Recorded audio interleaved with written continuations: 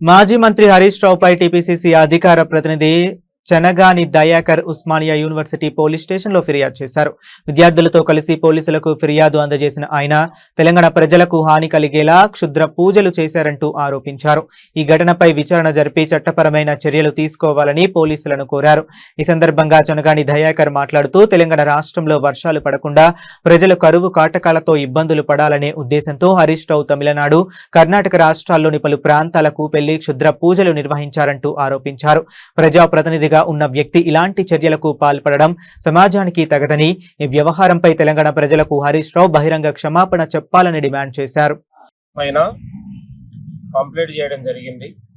తెలంగాణ ప్రజా ప్రభుత్వం పైన తెలంగాణ ప్రజలు ఇవాళ ఇబ్బందులతో ఉండాలి, కరువు కాటకాలతో ఉండాలి, తెలంగాణలో వర్షాలు పడకుండా కరువుతో అల్లాడించాలనే ఒక దురుద్దేశంతో కుట్రపూరితంగా ఇవాళ క్షుద్ర పూజలు చేసి చాలా చట్ట విరుద్ధంగా అతను ఒక అనైతిక విలువలకు పాల్పడ్డాడు అనేది మనకు ఉన్నటువంటి పూర్తి సమాచారం.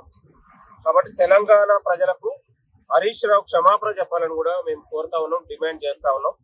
ఎందుకంటే 2/3 నెల 2026 తిరుచపల్లి తమిళనాడులో 31/5/2026 అదేవిధంగా 1వ తారీఖు 6వ నెల 2026 శివమొగ్గ కర్ణాటక, తిరుచపల్లి తమిళనాడు 23వ తారీఖు 7వ నెల 2026 శివమొగ్గ కర్ణాటకలో ఇక్కడ ఉన్నటువంటి క్షుద్ర పూజలకు పాల్పడి తెలంగాణ రాష్ట్రం ప్రజలు అల్లాడిపోవాలి, కరువు కాటకాలతో కొట్లాడాలి, ఇక్కడ ఉన్నటువంటి ప్రజలు ఇవాళ అనేక ఉన్నటువంటి కష్టాలు ఇబ్బందులు పడాలనే ఒక దురుద్దేశంతో ప్రజాపాలనకు వస్తున్నటువంటి ఆదరణను తట్టుకోలేక ఒక కుట్రపూరితంగా ఇలాంటి క్షుద్ర పూజలకు, తాంత్రిక విద్యలకు హరీష్ రావు పాల్పడడం అనేది మాకు ఉన్నటువంటి పూర్తి సమాచారం. ఆ వివరాలను కూడా ఇప్పుడు ఉస్మానియా యూనివర్సిటీ పోలీస్ స్టేషన్ లో ఫిర్యాదు రూపంలో రాసి ఇవ్వడం జరుగుతూ ఉంది. చాలా సిగ్గుచేటు. ఒక మాజీ మంత్రిగా ఉండి ఇవాళ హరీష్ రావు గారు తన కుట్ర బుద్ధితోని ఇవాళ ప్రజాపాలన పైన ఇవాళ ప్రజలు ఉన్నటువంటి సంతోషంగా ఉండొద్దని కుట్ర చేశాడు. కాబట్టి తెలంగాణ రాష్ట్ర ప్రజలకు హరీష్ రావు క్షమాపణ చెప్పాలి బేషరతుగాని మేము కూడా డిమాండ్ చేస్తా ఉన్నాం. తెలంగాణ పోలీసు వారికి ఉస్మానియా యూనివర్సిటీ పోలీస్ స్టేషన్ ఉన్నటువంటి సిఐ గారు కూడా ఇచ్చినాం. పూర్తి దర్యాప్తు చేసి విచారణ జరిపి అతని పైన ఉన్నటువంటి చట్టరీత్యా ఉన్నటువంటి డిఎన్ఎస్ చట్టాల ప్రకారం అతన్ని పూర్తిగా విచారించి ఉన్నటువంటి కేసు నమోదు చేయాలని కూడా మేము డిమాండ్ చేస్తా ఉన్నాం. తెలంగాణ రాష్ట్ర ప్రజలకు తప్పైందని క్షమాపణ చెప్పాలని కూడా హరీష్ రావు డిమాండ్ చేస్తా ఉన్నాం.